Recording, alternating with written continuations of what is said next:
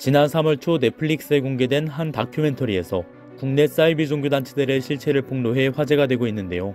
해당 다큐멘터리 속 종교단체들에서는 성폭력, 강제노동, 심지어는 살인 같은 범죄 행위가 종교라는 명목 하에 아무렇지 않게 자행되고 있었습니다. 이러한 사이비 종교단체가 성장하면서 대학생들을 향한 포교활동 또한 점차 증가해가는 추세입니다. 자기 정체성에 대한 궁금증이 많은 대학생을 공략해 교묘한 방법으로 현혹하는 겁니다. 다큐멘터리 나는 신이다에서 큰 파장을 불러일으킨 사이비 종교 JMS는 대외적으론 기독교를 포방한 듯 보이나 이단 판정을 받은 범죄단체죠. 다큐멘터리에는 JMS 관련 반대 증언자로 김도영 단국대학교 수학과 교수님이 출연하셨는데요. 저희 DKBS에서 대학생들을 대상으로 하는 포교 방법에 대해 교수님께 여쭤봤습니다.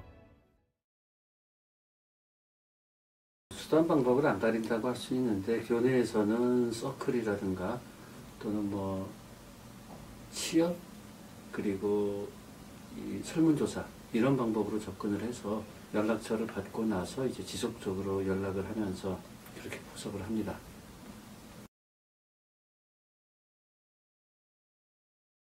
동아리 활동을 통해서 대학 신입생들이 이제 처음 대학교 생활에 호기심을 가질 때 동아리를 중심으로 해서 포교를 하고 또 기독교 동아리를 이용하기도 합니다. 전국 57개 대학교 대학생을 상대로 진행한 설문조사 결과 337명의 응답자 중 대학교 혹은 근교에서 사이비 종교 관련 포교 활동을 당해본 사람은 과반수가 넘는 52.8%였습니다. 가장 많은 접근 방식으로는 심리검사 참여 요청이 16.5%였고 인상에 대한 칭찬이 14.2%로 두 번째로 많았으며 인터뷰 요청이 12.5%, 길묻기가 11.4%로 그 뒤를 이었습니다. 대학생을 사이비 종교단체로 끌어들이는 방법은 다양합니다.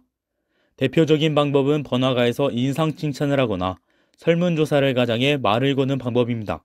일단 말문을 트고 나면 취업 상담, 심리 테스트 등을 이유로 만남을 이어가죠.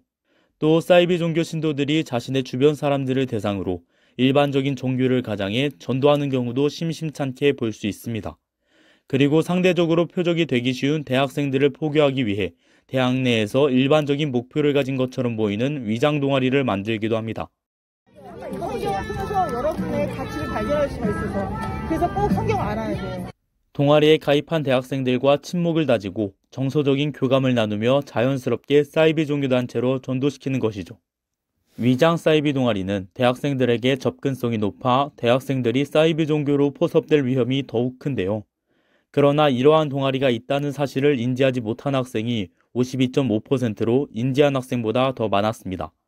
대학 내 위장 사이비 동아리가 있다는 사실을 인지한 학생들은 해당 동아리가 주로 어떤 분야로 활동하냐는 질문에 취업, 발표, 봉사, 독서 토론 등 여느 동아리와 다름없는 일반 동아리로 활동한다고 답했습니다.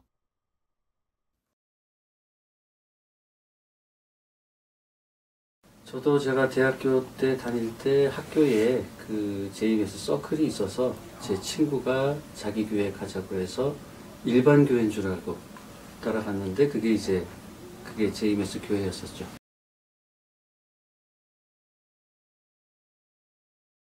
그거는 그 안에 들어가지 않는 한은 구분을 할 수 없기 때문에 항상 여러분들이 주의 깊게 조심을 해야 되고 특히 종교 동아리에 들어갈 때는 그 안에서의 교리라든가 그런 주변 동아리에서의 그 동아리에 대한 평판 이런 것도 고려를 해야 되고 조심해야 될 겁니다. 다양한 사람과 교류하며 즐길 수 있는 일반 동아리와 포교를 목적으로 한 위장 사이비 동아리. 그 둘을 정확히 구분하기는 굉장히 어려운 일인데요. 취미를 명목으로 만들어진 위장 사이비 동아리의 특징을 꼽자면 처음에는 취미에 몰입하는 척 하다가도 성경 등으로 관심을 유도한다는 겁니다. 관심이 없음을 분명히 표시했음에도 차근차근 쌓아온 정서적 유대감을 바탕으로 잘못된 해석에 성경 공부를 권유하죠. 또 다른 특징으로는 일부 위장 사이비 동아리의 경우 대표자 번호가 일반 전화번호가 아닌 070과 같은 다른 번호로 시작되거나 일반 교회와는 다른 용어를 사용한다는 점이 있습니다. 하지만 이는 일부에 불과할 뿐 모든 일반 동아리와 위장 사이비 동아리를 구분할 분명한 방법은 없습니다. 따라서 현재로서는 동아리 활동에 있어 더욱 주의를 기울이고 경계하는 태도를 갖출 필요가 있습니다. 사이비 종교단체와 관련한 논란이 불거지면서 대학교 내 사이비 관련 동아리 명단이 등장해 사람들에게 큰 충격을 주었죠. 동시에 당국대학교 내 한 동아리에도 시선이 집중됐습니다. 바로 한 봉사동아리인데요. 저희 당국대학교 방송국에서 해당 동아리 측과 연락을 취해 논란에 대한 질문을 던졌습니다. 논란 속 동아리는 하나님의 교회 세계복음 선교협회 대학생 봉사단으로 하나님의 교회 소속 학생이 포함되어 있지만 종교활동은 일절 없이 순수 봉사활동만 진행하고 있다고 주장했습니다. 해당 동아리는 일반적인 봉사동아리이지만 하나님의 교회 소속 학생들이 함께 포함된 만큼 동아리 내에서 순수 봉사활동만을 진행한다고 하더라도 항상 경각심을 가질 필요가 있겠습니다. 널리 알려진 사이비 종교 같은 경우에는 인터넷만 검색해보면 판결문이라든가 또는 언론 보도, 기타 여러 객관적인 자료가 있습니다. 그래서 그런 거를 그 사이비 종교에 포섭된 친구나 동료에게 보여주고, 그런데 이제 그 친구가 그것마저 보기를 거부를 한다면은 저는 이제 설득하는 걸 포기하라고 권유해주고 싶습니다. 왜냐면 그 단계는 이미 설득이 안 되는 단계이기 때문에 괜히 시간 낭비하지 말라고 나는 권유하고 싶어요.